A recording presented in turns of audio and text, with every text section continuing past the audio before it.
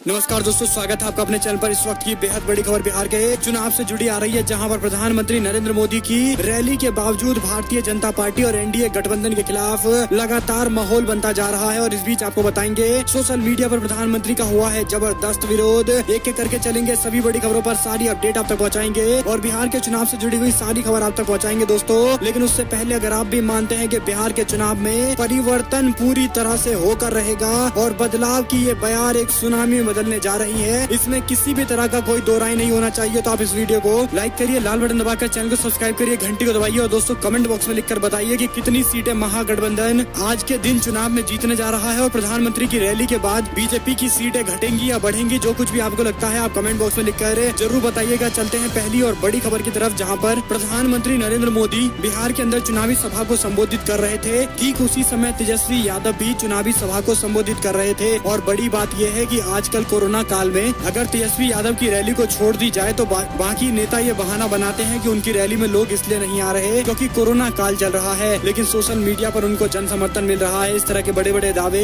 BJP और Janata Dal United के नेताओं के द्वारा किए जाते हैं। हालांकि भारतीय जनता पार्टी और जनता दल यूनाइटेड के दावे सोशल मीडिया पर भी फेल होते हुए दिखाई दे रहे हैं। जहाँ पर जब सोशल मीडिया पर तेजस्वी यादव और प्रधानमंत्री एक साथ लाइव आ रहे थे, तब प्रधानमंत्री के भाषण सुनने वाले लोगों की संख्या तकरीबन 3.7 के यानी 3700 लोग प्रधानमंत्री का भाषण देख रहे थे। वहीं पर दूसरी तरफ तेजस्वी यादव का भाषण देखने वाले लोगों की संख्या तकरीबन 13,100 थी। आप समझ सकते हैं कि 4 गुना ज्यादा लोग तेजस्वी यादव के भाषण में इंटरेस्ट ले रहे हैं। और ऐसे में दोस्तों ये बड़ी अपडेट है, जहां पर सोशल मीडिया जो एक वर्चुअल रैली के तौर पर भी कोरोना काल में इस्तेमाल की जा रही है, वहाँ पर भी तेजस्वी यादव का वर्चस्व दिखाई दे रहा है। यानी ये सारे संकेत ये है कि एक बड़ा परिवर्तन बिहार के अंदर चुनाव में होने जा रहा है। इस पूरे मामले को लेकर आपको क्या कुछ लगता है, कमेंट बॉक्स में अपनी राय जरूर लिखिएगा। इसी के साथ दोस्तों तेजस्वी यादव की रैली में इस तरह से जनता के जन समर्थन को आप किस तरह से देखते हैं, आपका क्या कुछ एनालिसिस है, बताइएगा जरूर। और चलते हैं एक और बड़ी खबर की तरफ, जहां पर नीतीश कुमार का समर्थन करने में भारतीय जनता पार्टी एक के बाद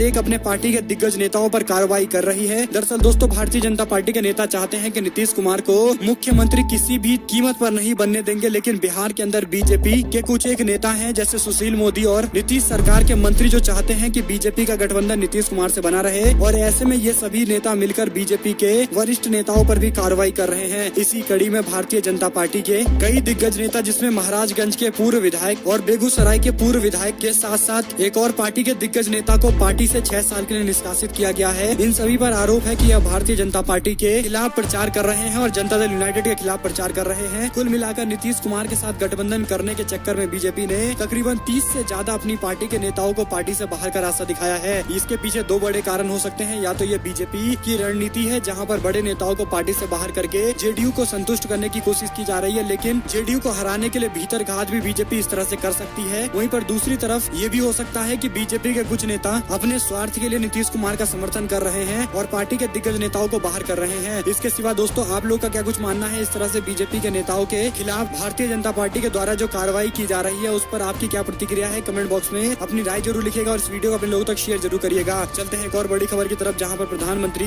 बिहार के अंदर चुनावी रैली को संबोधित करने के लिए पहुंचे थे। प्रधानमंत्री नरेंद्र मोदी बिहार के असली मुद्दों से हटकर दुनिया भर के सारे मुद्दे गिनवा रहे थे, चाहे धारा 370 का मामला हो, राम मंदिर बनने का मामला हो, या फिर पुलवामा का आतंकवादी हमला, या फिर गलवान घाटी के अंदर चीनी सेना के खिलाफ भारतीय जवानों का शौर्य हो। इन सभी को गिनाकर कहीं न कहीं प्रधानमंत्री बीजेपी के पक्ष में वोट मांगने की कोशिश कर रहे हैं। आप समझ सकते हैं कि विकास के नाम पर जिसको वोट मांगना चाहिए, 15 साल के शासन के बाद आज भी पुलवामा जैसी घटनाओं की चर्चा करके प्रधानमंत्री चुनावी रैलियों में इस्तेमाल कर रहे हैं। और चलते हैं एक और बड़ी खबर की तरफ, जहां पर झारखंड के अंदर उपचुनाव को लेकर सीएम हेमंत सोरेन ने अपनी पूरी तैयारी कर दी है, जहां पर अब वह जनता से मुलाकात कर रहे हैं। मुलाकात करके जनसंपर्क करके लोगों से मुलाकात कर रहे हैं और ऐसे में लोगों के साथ समय बिता रहे हैं। कुल मिलाकर उपचुनाव के अंदर झारखंड मुक्ति मोर्चा किसी भी तरह से कोताही नहीं बरतना चाहती है और इस सीट को किसी भी कीमत पर जीतना चाहती है, ताकि मजबूत सरकार प्रदेश के अंदर चलती रहे। और ऐसे में एक और अपडेट है, जहां पर महबूबा मुफ्ती को लेकर कांग्रेस पार्टी ने बीजेपी पर निशाना साधा है। कांग्रेस पार्टी ने कहा कि महबूबा मुफ्ती को बिहार के चुनाव से चंद दिन पहले छोड़ना एक राजनीतिक कदम है, ताकि महबूबा मुफ्ती इस तरह के बयान दे और बीजेपी इस बयान पर बिहार के चुनाव में फायदा ले सके। दरअसल दोस्तों कांग्रेस पार्टी ने बीजेपी पर निशाना साधते हुए कहा कि महबूबा मुफ्ती के साथ सरकार बनाने वाले प्रधानमंत्री नरेंद्र मोदी की भारतीय जनता पार्टी को बताना चाहिए कि 3 साल तक उन्होंने आतंकवाद का समर्थन करने वाली महबूबा मुफ्ती के साथ सरकार क्यों चलाई और सरकार चलाने को लेकर सबसे पहले बीजेपी को जनता से माफी भी मांगनी चाहिए। ऐसे में दोस्तों महबूबा मुफ्ती को इस तरह से बिहार के चुनाव से पहले बाहर करने के पीछे आप कोई रणनीति समझते हैं या इसके पीछे प्योर राजनीति दिखाई दे रही है? आप लोग का क्या कुछ मानना है जरा कमेंट बॉक्स में लिखकर बताइए। और एक और अपडेट की माने तो बीजेपी के नेता एकनाथ खड़से ने देवेंद्र फडणवीस को तगड़ा झटका देते हुए एनसीपी का दामन थामा है। एनसीपी का दामन थामते उन्होंने स्पष्ट कर दिया कि अगर उनके पीछे ईडी यानी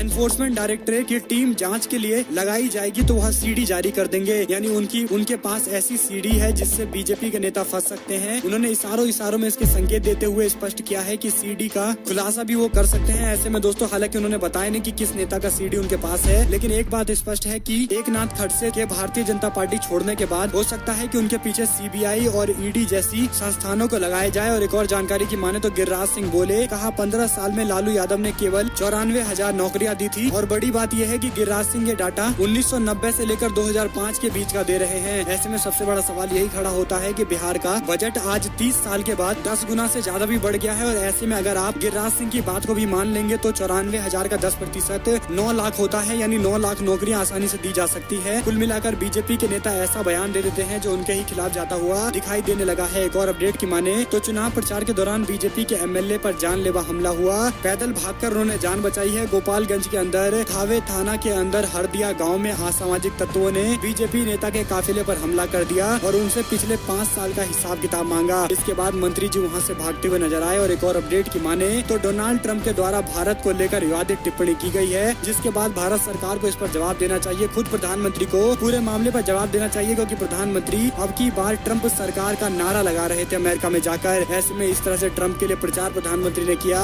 करोड़ों करोड़ रुपए हाउडी मोदी नमस्ते ट्रंप कार्यक्रम में खर्च किए गए, लेकिन आज ये सिला मिला है जहां पर डोनाल्ड ट्रंप भारत को सबसे गंदा देश बता रहे हैं। आप समझ सकते हैं कि यही डिप्लोमेसी है जिस पर प्रधानमंत्री अपनी पीठ अपने आप थपथपाते हैं। और एक और जानकारी की माने तो बीजेपी ने बिहार के अंदर कोरोना का मुफ्त टीका लगाने की घोषणा की, जिसके बाद काशी के अंदर समाजवादी पार्टी ने विरोध जताते हुए कहा कि ये एक सिर्फ चुनावी जुमला है। दरअसल दोस्तों समाजवादी पार्टी की ओर से प्रोटेस्ट किया गया है और सपा की ओर से टीके का राजनीतिक इस्तेमाल करने का विरोध जताया गया है। और एक और जानकारी की माने तो प्रधानमंत्री नरेंद्र मोदी के कारण तेजस्वी यादव के हेलीकॉप्टर को लैंडिंग की इजाजत नहीं मिली। यानी आप समझ सकते हैं तेजस्वी यादव जहां पर रैली करने वाले थे वहां पर उनको लैंडिंग की इजाजत नहीं मिली है। कुल मिलाकर आप इसे इस संदर्भ में देख सकते हैं कि प्रधानमंत्री नरेंद्र मोदी की रैली में लोगों की संख्या कम न पड़ जाए, शायद इसीलिए तेजस्वी यादव की रैली करने से रोका गया और उनको तकरीबन 1 किलोमीटर दूर अपना हेलीकॉप्टर उतारना पड़ा है। हम आपको बता दें कि इससे पहले राहुल गांधी की भी रैली में बाधा पहुंचाने की कोशिश की गई थी। कुल मिलाकर बिहार के चुनाव में तमाम तरह से एन केन रूप से बाधा डालने की कोशिशें भी की जा रही है। एक और अपडेट की माने तो प्रधानमंत्री ने आरजेडी के 10 लाख नौकरियां देने के मामले को लेकर बयान साधते हुए कहा कि सरकारी नौकरियों को व्यापार समझता है विपक्ष, लेकिन प्रधानमंत्री ये बता नहीं रहे हैं कि उनके पास युवाओं को रोजगार देने की क्या स्कीम है, क्योंकि 4.5 लाख रोजगार तो इमीडिएट बेसिस पर बिहार सरकार में जारी करना बहुत जरूरी है ताकि स्वास्थ्य सेवा शिक्षा सेवा को दुरुस्त किया जाए। ऐसे में प्रधानमंत्री रोजगार पर कोई ठोस ऐलान नहीं कर रहे हैं, केवल और केवल विपक्ष पर निशाना साध रहे हैं। एक और जानकारी की माने तो नवादा के अंदर तेजस्वी यादव ने रैली करते हुए नीतीश कुमार पर तंज कसा। कहा जब कोरोना और बाढ़ आया हुआ था तब नीतीश कुमार घर में बैठे हुए थे, लेकिन जैसे ही चुनाव आ गया अब घर घर घूमकर वोट मांग रहे हैं। एक और अपडेट बिहार के ही चुनाव से जुड़ी हुई है, जहां पर राहुल गांधी ने बिहार के चुनाव में 3 बड़े मुद्दे उठाए हैं। सबसे पहला मुद्दा उन्होंने जीएसटी और नोटबंदी का उठाया है और एक और मुद्दा भारत और चाइना के बीच में हो रहे विवाद को लेकर खड़ा किया है। उन्होंने कहा कि इस तरह से प्रधानमंत्री को जवाब देना चाहिए कि चाइना हमारे बॉर्डर से कब हमारा एरिया खाली करके वापस जाएगा, क्योंकि सेना तो पूरी तरह से तैयार है, लेकिन प्रधानमंत्री जैसे पद पर बैठे लोगों को ही कड़े फैसले लेने पड़ेंगे। चाइना के मामले को लेकर कड़ा रुख अपनाने के लिए राहुल गांधी ने कहा है। और एक और अपडेट की माने तो उत्तर प्रदेश के बलिया के अंदर आरोपी का सपोर्ट करने वाले एमएलए सुरेंद्र सिंह पर यूपी बीजेपी के अध्यक्ष ने फूल बरसाए हैं। दरअसल दोस्तों बलिया गोली कांड के अंदर मुख्य आरोपी के पक्ष में बयान देने वाले भारतीय जनता पार्टी के नेता और विधायक सुरेंद्र सिंह पर फूल बरसाने की खबर सामने आई है। एक कार्यक्रम में उत्तर प्रदेश के अंदर बीजेपी के अध्यक्ष स्वतंत्र देव सिंह ने सुरेंद्र सिंह पर फूल बरसाए हैं। जानकारी के मुताबिक बलिया के अंदर गोली कांड के मुख्य आरोपी के पक्ष में बयान देने वाले सुरेंद्र सिंह पर पार्टी ने कोई कार्रवाई नहीं की है। यहाँ तक कि बीजेपी के प्रदेश अध्यक्ष इस तरह से सम्मान कर रहे हैं। आप समझ सकते हैं कि किस तरह की भयावह स्थिति उत्तर प्रदेश में होती जा रही है, जहाँ पर बीजेपी के नेता खुले तौर पर अपराधियों के समर्थन में है। वहीं पर एक और अपडेट की माने तो मुरैना के अंदर अगर कमलनाथ ने ऐसा बयान दिया होता तो वो जिंदा नहीं लौटते। भारतीय जनता पार्टी के प्रत्याशी ने इस तरह का विवादित बयान दिया है, जिसके बाद शायद हो सकता है कि शिवराज सिंह चौहान को बुरा लगे और वह अनशन पर बैठे, क्योंकि उनकी नैतिकता बहुत ज्यादा वादा है, इस तरह के दावे वो करते हैं। अगर उनमें वाकई कोई नैतिकता बची है तो इस तरह से गुंडई वाले बयान देने वाले बीजेपी के प्रत्याशी का टिकट कटना चाहिए और इसके खिलाफ कम से कम शिवराज सिंह चौहान को अनशन जरूर करना चाहिए। एक और जानकारी की माने तो प्रधानमंत्री नरेंद्र मोदी की रैली से पहले बिहार के अंदर कांग्रेस पार्टी ने 10 सवालों की लिस्ट तैयार की थी और 10 के 10 सवाल पूछे गए हैं। हालांकि प्रधानमंत्री ने किसी सवाल का कोई जवाब नहीं दिया है। एक और जानकारी की माने तो राजद के प्रत्याशी ने वीडियो शेयर करते हुए प्रधानमंत्री नरेंद्र मोदी की रैली की तस्वीर जारी करते हुए कहा कि जितने लोग प्रधानमंत्री नरेंद्र मोदी की रैली में दिखाई दे रहे हैं उससे ज्यादा लोग तो हमारे यहाँ राजद के कार्यालय में बैठे रहते हैं। इसी के साथ में एक और अपडेट की माने तो प्रधानमंत्री नरेंद्र मोदी की रैली अब सोशल मीडिया पर भी फेल दिखाई दी है, जहां पर यूट्यूब पर जब उन्होंने वीडियो डाला तकरीबन 5000 लोगों ने उनको डिसलाइक मारा है और इसी के साथ में केवल लाइक करने वाले लोगों की संख्या 1400 है। आप समझ सकते हैं कि किस तरह से प्रधानमंत्री नरेंद्र मोदी के भाषण को लेकर जनता काफी नाराज है, क्योंकि प्रधानमंत्री केवल भाषण देते हैं, उनके द्वारा कहा गया एक एक वाक्य ना तो जमीन पर उतरता हुआ दिखाई देता है, न ही किसी तरह से इसकी उम्मीद जताई जा सकती है कि शायद प्रधानमंत्री का वादा जमीन पर उतर जाए, क्योंकि वादे और वादे दिखाई, क्योंकि जो प्रधानमंत्री बोलते हैं वह केवल एक वादे के तौर पर ही दिखाई देता है, रियलिटी नहीं दिखाई देती है। एक और जानकारी सासाराम से आ रही है, जहां पर प्रधानमंत्री नरेंद्र मोदी की रैली में तेजस्वी यादव पर प्रधानमंत्री ने निशाना साधते हुए कहा कि इस तरह की अफवाहें फैलाई जा रही है कि नई शक्ति